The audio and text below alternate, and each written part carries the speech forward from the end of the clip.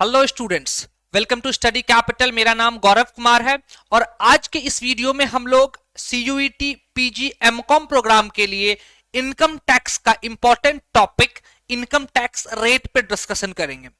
तो income tax का rate क्या है, कौन किस स्लैब का क्या percentage of income tax pay करना पड़ेगा, उसके बारे में हम लोग आज के इस वीडियो में डिटेल में डिस्कशन करेंगे। तो चलिए बिना टाइम वेस्ट किए हुए आज के इस सेशन को, इस वीडियो को स्टार्ट करते हैं। तो जैसा कि आप लोगों को स्क्रीन पे दिख रहा है कि सर आज हम लोग इनकम टैक्स रेट्स के बारे में डिस्कस करेंगे। पहले इनकम टैक्स के डिफरेंट रेट्स पे डिस्कशन करने से पहले थोड़ा सी हम लोग चीजें समझ लेते हैं। थोड़ी सी चीजें हम समझ लेते हैं कि इनकम टैक्स रेजिम जो है, यहां पे दो इनकम टैक्स के रेजिम है। एक तो न्यू टैक्स रेजिम जिसे कहा जाता है default regime. New tax regime जिसे कहा जाता है डिफॉल्ट रेजिम, उसकी इंट्रोडक्शन हुई है फाइनेंशियल ईयर 2023-24 में।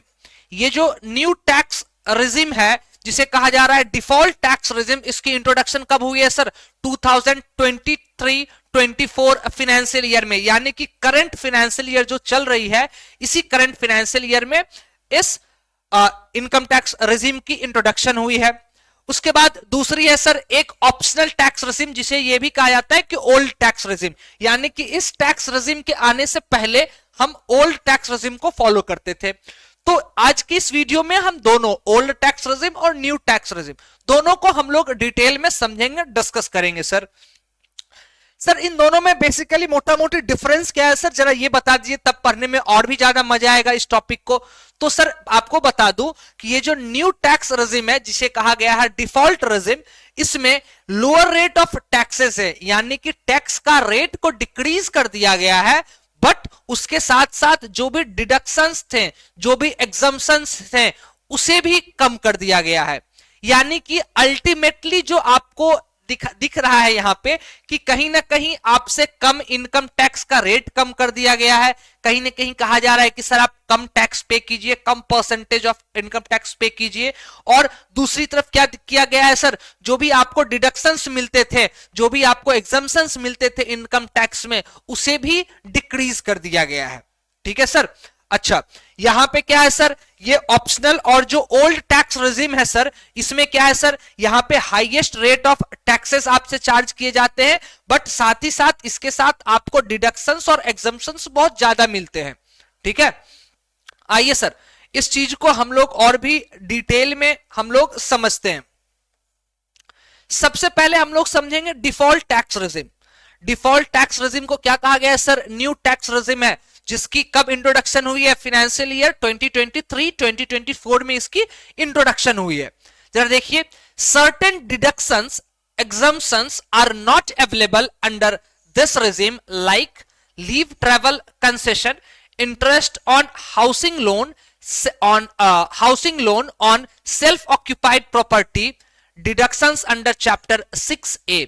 ये कुछ डिडक्शंस आपको दिखाए जा रहे हैं, बताए गए हैं, जिन डिडक्शंस को न्यू टैक्स रेजिम या फिर डिफॉल्ट टैक्स रेजिम में क्या किया गया है सर?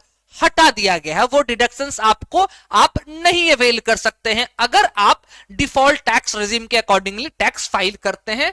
उस केस में कौन कौन से ऐसे सर डिडक्शंस हैं सर? जैसे कि लीव ट्रैवल कंसेशन पे जो आपको मिलता था सर एग्जम्पशन डिडक्शंस, उसको हटा दिया गया है।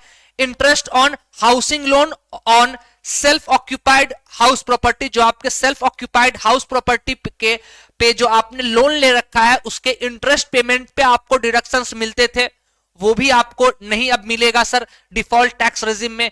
जो भी चैप्टर 6A के अंदर आपको डिडक्शंस मिलते थे, वो भी डिडक्शंस अवेल नहीं कर सकते हैं जब आप डिफॉल्ट टैक्स रेजिम के अकॉर्डिंगली आप इनकम टैक्स फाइल करेंगे। देन उस केस में एक चीज मैं आपको बता दूं कि आपके पास अभी करेंटली जो है गवर्नमेंट जो है ये डिफॉल्ट टैक्स रेजिम मतलब कंपलसरी नहीं की है। गवर्नमेंट में कह रखा है कि आपके पास दोनों ऑप्शन है, आप या तो डिफॉल्ट टैक्स रेजिम के अकॉर्डिंगली या फिर मतलब कहें कि न्यू टैक्स रेजिम के अकॉर्डिंगली भी आप इनकम टैक्स फाइल कर सकते हैं। अगर आप चाहें तो ओल्ड टैक्स रेजिम जो है, ठीक है, उसके अकॉर्डिंगली भी आप इनकम टैक्स फाइल कर सकते हैं। ये अब आपके ऊपर है कि आप दोनों में से कौन सा रेजिम के अकॉर्डिंगली आप इनको इनकम टैक्स पे करनी है। अब ये हम इंडिविजुअल्स के ऊपर है कि हम ये जो पर्सन्स हैं, हम पर्सन्स के ऊपर है, हम इंडिविजुअल्स के ऊपर है कि हमें जिसमें लगता है कि हमें कम टैक्स पे करना पड़ेगा उसके अकॉर्डिंगली हम टैक्स पे करेंगे। आगे आइए, the rates given under section 115 BAC are the default tax rates unless the SSC exercise an optional to shift out this said regime। ये डिफॉल्ट ये जो सेक्शन है 115 BAC, ये डिफॉल्ट टैक्स रेट्स यहां पे दिए गए हैं। अगर आप ये चीज अपनी से मतलब कह सकते हैं कि आपके पास ये ऑप्शन है कि आप स्विच आउट कर सकते हैं कि नहीं सर हम डिफॉल्ट पे नहीं, डिफॉल्ट टैक्स रेजिम के अकॉर्डिंगली नहीं फाइल करेंगे इनकम टैक्स, हमें तो ओल्ड जो रेजिम है उसी के अकॉर्डिंगली इनकम टैक्स फाइल करना है। तो उसके लिए आपके पास ऑप्शन है कि आप शिफ्ट कर सकते हैं। अगर आप शिफ्ट नहीं करते हैं, ठीक है, इसीलिए इसका नाम ही दिया गया है सर डिफॉल्ट। जरा ध्यान से देखिएगा, डिफॉल्ट मतलब ऑटोमेटिकली यही टैक्स रेट आपको लगेगा जब तक आप स्विच नहीं करते, ठीक है। तो वही कहा गया है कि उसका स्लैब रेट क्या है सर, जरा ध्यान से देखिएगा। सर ये स्लैब रेट बहुत आसान कर दिया गया है। पहले तो थोड़ी सी डिफिकल्टी थी स्लैब रेट में, बट अब स्लैब रेट को और भी आसान कर दिया गया है, आपको याद करने में और भी आसानी होगी। डिफॉल्ट टैक्स रेजिम का स्लैब रेट देखिए कि अप टू 3 लाख, यानी कि 3 लाख तक का अगर आपका इनकम है, टोटल इनकम, तो आपको कोई भी टैक्स पे नहीं करना होगा, ठीक है सर। अगर आपका 3 लाख से लेकर 6 लाख तक की आपकी इनकम है तो उस केस में सर 5% आपको इनकम टैक्स पे करने पड़ेंगे। आपकी इनकम 6 लाख से 9 लाख तक के बीच में होगी तो सर आपको कितना पे करना होगा सर, 10%। उसके बाद अगर 9 लाख से 12 लाख के स्लैब में है तो यहां पे क्या होगा सर, 15% टैक्स रेट होगा। 12 lakh to 15 lakh 20% and above 15 lakh rate will be 30%। थोड़ी सी चीजें और मैं बताना चाहूंगा, वैसे ये बातें तो आपको पता होना चाहिए, आपने यूजी में पढ़ रखा है कि सर ये जो टैक्स की कैलकुलेशन होती है वो कैसे होती है सर। फॉर एग्जाम्पल मानते हैं किसी की जो इनकम है वो इनकम है, कह सकते हैं अगर मैं बोलूं तो 10 लाख रुपीस। किसी की इनकम जो है वो कितनी है सर, वो 10 लाख रुपीस क्या है सर, इनकम है सर। अब इस पे हमें टैक्स निकालना है कि कितना टैक्स पे ऑफ करेंगे। तो सर पहले 3 लाख तक तो निल, यानी कि पहले 3 लाख तक तो निल होगा, आपको टैक्स पे करना पड़ेगा। उसके बाद 3 लाख से 6 लाख इनकम तक, यानी कितना आया सर, यानी कि 3 लाख से 6 लाख कितने लाख का है सर, यहां पे 3 लाख रुपए हुआ है, 3 लाख। उस 3 लाख पे 5%, 3 लाख का 5% कितना होगा सर, 15,000। आपको कितना होगा सर, 15,000। तो आपको 15,000 हो गया। अच्छा सर, अभी हम लोग 6 लाख तक पहुंचे हैं, हमारा इनकम क्या है सर, टोटल 10 लाख रुपीस है। फिर अगले 6 लाख टू 9 लाख, यहां पे फिर अगेन कितना है सर, 3 लाख का ये ब्रैकेट है। फिर अगले 3 लाख पे आपको कितना पे करना पड़ेगा सर, 10% आपको पे करना पड़ेगा। तो फिर 3 लाख का 10% कितना हो गया सर, 30,000। फिर हो गया 30,000। उसके बाद अब आपने टोटल 9 लाख रुपीस पे तो आपने पे कर दिया इनकम टैक्स। अब रिमेनिंग कितना बच गया सर, रिमेनिंग 1 लाख रुपीस और बचा हुआ है, उस पे आपको और भी टैक्स देना पड़ेगा। तो उस 1 लाख रुपीस पे वो किस ब्रैकेट में लाई करेगा सर, 9 टू 12 के ब्रैकेट में स्लैब पे लाई करेगा। तो उस 1 लाख रुपीस पे आपको 15% इनकम टैक्स पे करना पड़ेगा। 1 लाख का 15% कितना होगा सर, 15,000 सर। तो यहां पे आ गया 15,000। अब इसका सम कर दीजिए, टोटल 60,000 रुपीस आपको क्या करना पड़ेगा सर, टैक्स पे करना पड़ेगा। अभी मैंने इस पे एग्जाम्पशंस, डिडक्शंस, उन सारी चीजों का कैलकुलेशन नहीं किया है, मैं आपको डायरेक्टली बता रहा हूं कि किस तरीके से इनकम टैक्स का कैलकुलेशन होता है सर, ठीक है। तो ये स्लैब वाइज चलेंगे कि पहले यहां पे पहले 3 लाख पे आपको जीरो निल पे करना पड़ रहा है इनकम टैक्स। फिर अगले 3 लाख पे आपको 5% पे करना पड़ेगा। फिर अगले 3 लाख पे 10%, इसी तरह 3 लाख का स्लैब बनाया गया है और आपका टैक्स रेट यहां पे बढ़ता चला जा रहा है, ठीक है सर। तो ये था हमारा क्या सर, डिफॉल्ट टैक्स रेजिम का स्लैब रेट। आगे चले सर, आइए सर आगे बढ़ते हैं।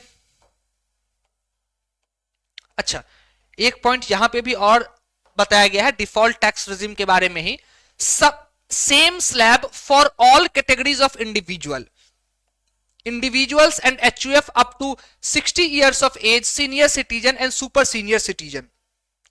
इसमें यह कहा गया है कि जहां तक आपको अगर याद हो तो ये जो ओल्ड टैक्स रेजिम था, यानी कि पुराना जो टैक्स रेजिम था, उसमें क्या था सर, उसमें जो अप टू 60 इयर्स के जो जितने भी होंगे टैक्स पेयर्स, उनके लिए अलग स्लैब रेट था। उसके बाद जो सीनियर सिटीजन्स होंगे 60 टू 80 इयर्स के एज के होंगे, उनके लिए अलग स्लैब रेट है। और जो अबव 80 जिन्हें कहा गया है सुपर सीनियर, उनके लिए अलग क्या है सर, टैक्स रेट है, टैक्स स्लैब है। बट यहां पे डिफॉल्ट में कहा गया है कि ऐसा कुछ नहीं होगा, सब इक्वल सेम स्लैब रेट पे सर टैक्स पे करेंगे। ठीक है सर, यहां पे कोई अलग टैक्स रेट नहीं बनाया गया है सीनियर, सुपर सीनियर या फिर बिलो 60 इयर्स के एज के पीपल के लिए। ठीक है सर, आगे बढ़ते हैं। यहां पे सारे एसएससी को एक बराबर कहा गया है कि किन्हीं को भी उनके एज के बेसिस पे यहां पे उनको कोई स्पेशल ट्रीटमेंट नहीं दी जाएगी डिफॉल्ट टैक्स रेजिम में। अब आते हैं ऑप्शनल, जिसे कहा गया है ओल्ड टैक्स रेजिम। ये क्या है सर, ये कहा गया है कि Hindu, HUF, AOP, BOI and artificial judicial person who exercise the option to opt out the default tax regime under section 115 BAC have to pay tax as per the normal provisions of the act। अगर आप optional या फिर कहे तो old tax regime के accordingly अगर income tax आपको file करनी है, टैक्स पे करनी है, तो आपको सेक्शन 115 BAC में आपको डिफॉल्ट टैक्स रेजिम को ऑप्ट ना करके आपको क्या करना पड़ेगा सर, ऑप्ट करना पड़ेगा ऑप्शनल या फिर ओल्ड टैक्स रेजिम को सेलेक्ट करना होगा। ठीक है सर, और यहां पे सर जो normal provisions of the income tax है उसके अकॉर्डिंगली आपको क्या करना पड़ेगा, टैक्स पे करना पड़ेगा। Under normal provisions of the tax, rates of taxes are prescribed by annual finance act of the year. यानी कि अब हम लोग बात करने वाले हैं कि ओल्ड या फिर कहे तो ऑप्शनल टैक्स रेजिम के अकॉर्डिंगली क्या रेट ऑफ टैक्सेस होंगे। जरा ध्यान से देखिएगा सर, अभी यहां पे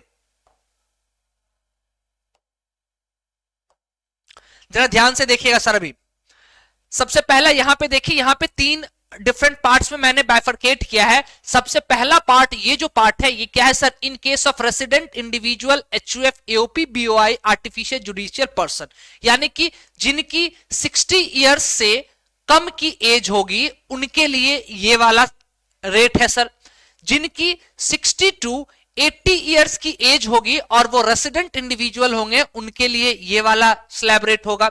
और जिनकी अबव 60 होगी, अबव 60 होगी एज, और नहीं सॉरी अबव 80, सॉरी सर ये सुपर सीनियर होंगे ना, अबव 80 जिनकी एज होगी और उनके लिए ये वाला होगा sir tax slab, tax rate slab. अब जरा ध्यान से देखिएगा सर, ओल्ड टैक्स रेजिम में कहा गया है कि अप टू 2,50,000 तक अगर आपकी इनकम है तो आपको उस पे इनकम टैक्स पे नहीं करना है सर, आपको इनकम टैक्स नहीं लगेगा 2,50,000 तक के इनकम पे। उसके बाद नेक्स्ट 2,50,000 टू 5 लाख क्या रेट पे लगेगा सर, 5% रेट से लगेगा। Next 5 lakh to 10 lakh rupees पे क्या लगेगा सर, कितने परसेंट का टैक्स देना पड़ेगा, 20%। And balance above 10 lakh rupees you will have to pay 30% in the form of a tax. ये तो हो गया सर वो individual HUF, AOP, BOI, artificial judicial person जिसकी एज क्या है सर, लेस देन 60 इयर्स है, वो रेसिडेंट पर्सन जिनकी एज क्या है सर, लेस देन 60 इयर्स है। अब वो resident individuals who is of 60 year और more but less than 80 year, यानी कि 60 टू 80 ईयर्स के जो गैप में रेसिडेंट पर्सन आते हैं उनका क्या रेट चलेगा सर? उनको कहा गया कि सर अगर आपकी 3 लाख रुपीस तक की इनकम होगी तो उस पर क्या करेगा सर? उस पर आपको टैक्स नहीं देना है। बिलो 60 ईयर में क्या था सर? 2,50,000। 60 टू 80 में क्या हो गया सर? ये बढ़ के 3 लाख रुपीस हो गया है सर। उसके बाद 3 lakh to 5 lakh 5%, 5 lakh to 10 lakh 20% and balance above 10 lakh 30%। Changes कहां पे सर आ रहे हैं सर? ये चेंजेस सर जो सबसे पहला जो आपको स्लैब रेट है, ठीक है, वहीं पे आपको चेंजेस दिखने को मिल रहे हैं। वही अगर सुपर सीनियर सिटीजन की बात करें, यहां से भी क्वेश्चन बनेंगे सर, सुपर सीनियर कौन होंगे सर? जिनकी एज अबव 80 होगी। सीनियर कौन होंगे सर? जिनकी एज अबव 60 और बिलो 80 होगी, वो क्या कहलाएंगे सर? वो सीनियर सिटीजन कहलाएंगे। उसमें क्या है सर? उसमें 5 लाख तक की अगर आपकी इनकम है तो आपको टैक्स नहीं पे करना है, उस पे नील टैक्स आपको लगेगा। 5 लाख टू 10 लाख पे 20% और अबव 10 लाख पे 30% के रेट से आपको टैक्स पे करना पड़ेगा। यहां पे भी सर कैलकुलेशन कैसे होगा सर? अभी हमने जिस तरीके से आपको कैलकुलेट करके बताया था डिफॉल्ट टैक्स रेजिम में, बिल्कुल उसी तरीके से वही प्रोसेस होगा कैलकुलेशन का। यहां पे भी वही प्रोसेस होगा, यहां पे भी कैलकुलेशन। बस आपको ध्यान रखना पड़ेगा कि अभी तक हम लोगों ने डिफॉल्ट में क्या देखा था? 3 लाख रुपीस तक का क्या था सर? आपको 3 लाख तक पे आपको टैक्स जो था वो नील था। बट यहां पे सर डिफरेंट केस में डिफरेंट अमाउंट है। आपको बिलो 60 इयर्स के एज में 2,50,000, 60 टू 80 इयर्स के केस में 3 लाख और above 80 years super senior citizen के केस में 5 लाख तक का है। उसके बाद आगे आते हैं अ पर्सन। अब तरह ध्यान से समझिएगा कि ये जो एज की जो कैलकुलेशन है उसके रिगार्डिंग भी बिल्कुल ही स्पेसिफाई कर दिया गया है कि आप एको एज की कैलकुलेशन कैसे करनी है। इनकम टैक्स बहुत क्लियर कट आपको बता रही है कि आपको एज की कैलकुलेशन कैसे करनी है। वरना ऐसे हो सकते हैं ना, डिस्प्यूट हो सकते हैं कि नहीं मेरी एज 60 हो गई है, नहीं मेरी एज 80 हो गई है, ठीक है, ताकि ये स्लैब रेट का फायदा उठा सके। इसके लिए इनकम टैक्स का स्पेसिफाई किया गया है। A person born on 1st April would be considered to have attained a particular age on 31st March, the day preceding the anniversary of his birthday. For example, अगर किसी का जन्म जो है वो कब हुआ है? 1st of April को हुआ है। अगर किसी पर्सन की डेट ऑफ बर्थ जो है वो 1st of April है, तो उस केस में उसकी 60 ईयर की एज या फिर 80 ईयर एज कंप्लीट कब होता है सर? 31st of March को कंप्लीट हो जाएगा। ये बिल्कुल स्पेसिफाई कर दिया गया। ऐसा नहीं है कि 1st of April को मेरा डेट ऑफ बर्थ है तो 1st of April को मेरी एज कंप्लीट होगी। नहीं सर, एक दिन पहले प्रीसीडिंग 1 डे यानी कि 31st of March को इनकम टैक्स का कहना है कि आपका एज कंप्लीट हो गया। अगर 31st of March को आप 60 या फिर 80 के हो जाते हैं तो आप उसके अकॉर्डिंगली आपको इनकम टैक्स फाइल करनी पड़ेगी, उसके अकॉर्डिंगली आप उस स्लैब में लाई करेंगे। इस स्लैब का आनंद उसके अकॉर्डिंगली उठा सकते हैं, ये जो रेड कलर से डिनोट किया गया। ठीक है सर, आगे आते हैं।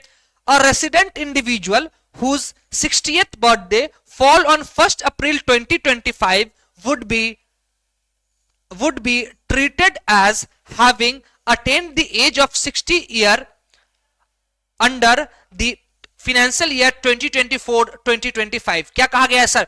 अगर 1st of April 2025 को अगर उनकी एज जो है 60 या फिर 80 इयर्स कंप्लीट होती है तो उनको फिनेंशियल प्रीवियस ईयर 2023-24 में मान लिया जाएगा क्या सर? सीनियर सिटीजन या फिर कहें अबव 80 के केस में सुपर सीनियर सिटीजन।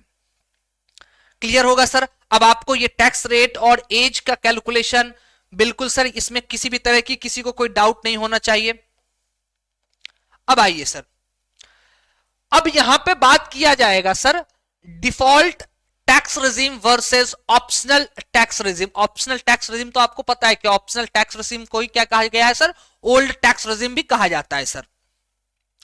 यहां पे क्या कहा गया है? total income and tax liability of individual HUF, AOP, BOI and artificial judicial person may be computed in accordance with both the default tax regime and under section 115 BAC and as per the regular provision of the tax। यानी कि कहा गया है कि कोई भी individual HUF, AOP, BOI, artificial judicial person होंगे, उनकी जो टैक्स की कैलकुलेशन होगी आप दोनों के केस में आप कैलकुलेट कर सकते हैं, दोनों तरीके से कर सकते हैं। आप डिफॉल्ट टैक्स रेजिम के अकॉर्डिंगली भी कैलकुलेट कर सकते हैं, आप ऑप्शनल टैक्स रेजिम के अकॉर्डिंगली भी कैलकुलेट कर सकते हैं। आपको जिसमें लग रहा है, जिसके कैलकुलेशन में आपको कम टैक्स पे करने की दिख रही है, उसके अकॉर्डिंगली आप टैक्स पे कर सकते हैं। बिल्कुल आपके ऊपर ये ऑप्शन दिया गया है, आपको ऑप्शन दिया गया है कि आपको कौन सा रेजिम को सेलेक्ट करना है। एक एक्सेप्शनल केस है, उसके बारे में हम लोग डिस्कस करेंगे sir. Such person can determine which is more beneficial and accordingly decide whether or not to opt out the default tax regime under section 115 BAC। अब आपके ऊपर टोटली ऑप्शन आपको दे दिया गया है कि आपको ये ऑप्ट आउट करना है डिफॉल्ट या फिर आपको ऑप्शनल टैक्स रेजिम के अकॉर्डिंगली जाना है। ये बिल्कुल आपके ऊपर छोड़ दिया गया है कि आपको जिसके अकॉर्डिंगली भी लगता है कि हमें टैक्स पे करनी है, आप उस रेजिम के अकॉर्डिंगली आप टैक्स पे कीजिए sir. Individual HUF, AOP, BOI not having income from business or profession। जरा ध्यान से देखिएगा सर, ये बहुत इंपॉर्टेंट पॉइंट है, ये बहुत इंपॉर्टेंट पॉइंट है। Individual HUF, AOPs, BOIs not having income from business and profession, ये टर्म याद रखिएगा sir. business and profession can choose whether or not to exercise the option of shifting out of the default tax regime in each previous year. एक यहां चीज यहां पे ध्यान दीजिएगा कि यहां पे कहा गया है कि जिस इंडिविजुअल HUF, AOP, BOI का बिजनेस और प्रोफेशन से इनकम नहीं है, उनके पास ये ऑप्शन है कि हर प्रीवियस ईयर में, in every previous year they can switch from default to optional, optional to default. For example, मेरा जो इनकम है वो बिजनेस और प्रोफेशन से नहीं है, मेरा इनकम क्या है सर, सोर्स ऑफ इनकम क्या है, सैलरीड पर्सन हूं मैं। अब मैं टैक्स कैलकुलेशन कर रहा हूं, मैंने फॉर एग्जांपल इस प्रीवियस ईयर 2022-23 में 2022-23 हाँ सर 2022-23 में मैंने अपना इनकम टैक्स कैलकुलेट किया, ठीक है, अपना टैक्स का कैलकुलेशन किया, तो वहां पे मुझे लगा कि नहीं, मैं अगर डिफॉल्ट टैक्स रेजिम के अकॉर्डिंगली कैलकुलेट करता हूं तो मुझे कम टैक्स पे करना पड़ेगा, तो मैंने डिफॉल्ट टैक्स रेजिम को सेलेक्ट करके मैंने टैक्स पे कर दिया। अब नेक्स्ट जो हमारा previous year, for example next year, अगले ईयर में क्या हुआ कि मैंने अगेन कैलकुलेट किया, तो मुझे पता चला कि नहीं सर, इस बार अगर हम डिफॉल्ट टैक्स रेजिम के अकॉर्डिंगली कैलकुलेट कर रहे हैं तो यहां पे तो टैक्स का अमाउंट ज्यादा आ रहा है, इससे अच्छा तो है सर ऑप्शनल टैक्स रेजिम, हम ऑप्शनल टैक्स रेजिम के अकॉर्डिंगली पे कर दे। तो बिल्कुल आपके पास ऑप्शन है, अगर आपके पास बिजनेस और प्रोफेशन से इनकम नहीं आ रही है तो आपके पास ऑप्शन है कि आप स्विच कर सकते हैं, और इसी तरीके से एवरी ईयर आप स्विच कर सकते हैं आने वाले सालों में, ठीक है। आपके पास अगर बिजनेस और प्रोफेशन से इनकम नहीं है, ये चीज ध्यान रखिएगा, अगर बिजनेस और प्रोफेशन से इनकम नहीं है तभी आप बार बार स्विच कर सकते हैं दोनों टैक्स रेजिम में। अच्छा, अगर बिजनेस और प्रोफेशन से इनकम होगा तब उस केस में क्या होगा सर, आइए जरा वो भी देख लेते हैं। Where an assessee earning income from business और profession has opted for the old tax scheme, he can withdraw from the old tax regime only once। इसका मतलब क्या हुआ सर, अगर आपने फॉर एग्जांपल आपका जो इनकम है वो बिजनेस और प्रोफेशन से इनकम है, फॉर एग्जांपल एक डॉक्टर की हम एग्जांपल लेते हैं, कोई एक डॉक्टर है, डॉक्टर हो गए तो कहां पे उसका इनकम लाई करेंगे सर, प्रोफेशनल इनकम वहां पे होगा सर, ठीक है, वो प्रोफेशन का इनकम होगा। तो उस केस में अगर आपने एक बार ओल्ड टैक्स स्कीम यानी कि ऑप्शनल टैक्स रेजिम को आपने सेलेक्ट कर लिया, तो आप एक बार अगर आप ऑप्शनल से अगर आप डिफॉल्ट टैक्स रेजिम में अगर शिफ्ट कर जाते हैं तो वापस से आप ऑप्शनल पे नहीं आ सकते हैं, वापस से आप ऑप्शनल टैक्स रेजिम को फॉलो नहीं कर पाएंगे। इसीलिए कहा गया है you can switch only once, आप सिर्फ और सिर्फ एक बार आप ओल्ड टैक्स रेजिम से न्यू टैक्स रेजिम यानी कि डिफॉल्ट टैक्स रेजिम में स्विच कर सकते हैं।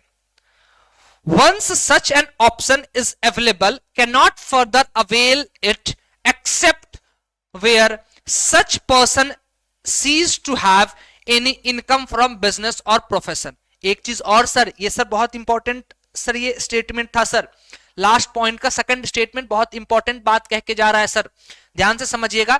इसमें यह कहा जा रहा है कि अगर आपका बिजनेस और प्रोफेशन से इनकम है तो आप सिर्फ और सिर्फ एक बार स्विच कर सकते, कहां से सर, ऑप्शनल से डिफॉल्ट में। उसके बाद अगर फॉर एग्जांपल इन फ्यूचर आपका वो बिजनेस और प्रोफेशन से इनकम आना बंद हो जाता है, अगर आपका बिजनेस और प्रोफेशन से इनकम नहीं आता है, तभी आप दोबारा फिर वापस से डिफॉल्ट पे ओल्ड टैक्स रेजिम पे या फिर अगेन डिफॉल्ट टैक्स रेजिम पे स्विच कर सकते हैं। मेरी बात समझ में आई? यानी कि जब तक आपको बिजनेस और प्रोफेशन से इनकम होती रहेगी तब तक उस टाइम स्पैन में सिर्फ और सिर्फ एक बार आप स्विच कर सकते हैं ऑप्शनल से डिफॉल्ट पे। ठीक है सर, इस चीज को क्लियरली माइंड में समझ के रखिएगा। ये जो दो पॉइंट है ये बहुत इंपॉर्टेंट पॉइंट है, यहां से आपके एग्जाम में क्वेश्चंस बन सकते हैं। ठीक है, यहां से बहुत मेजोरिटी चांसेस है कि यहां से आपके क्वेश्चंस बनेंगे एग्जाम में। ये कब कैसे स्विच करना है डिफॉल्ट से ऑप्शनल, ऑप्शनल से डिफॉल्ट, ठीक है, बिजनेस और प्रोफेशन का क्या सीन होता है इस डिफॉल्ट से ऑप्शनल और ऑप्शनल से डिफॉल्ट स्विच करने में, शिफ्ट करने में। तो ये था आज का हमारा क्लास जिसमें हम लोगों ने इनकम टैक्स रेट के ऊपर डिस्कशन किया, जिसमें हमने ऑप्शनल टैक्स रेजिम पे भी हम लोगों ने बात किया और डिफॉल्ट टैक्स रेजिम पे भी हमने बात किया। तो thank you students, thank you everyone. इसी तरीके के और भी वीडियोस के लिए आप हमारे यूट्यूब चैनल स्टडी कैपिटल को फॉलो करें और सब्सक्राइब करें। Thank you students.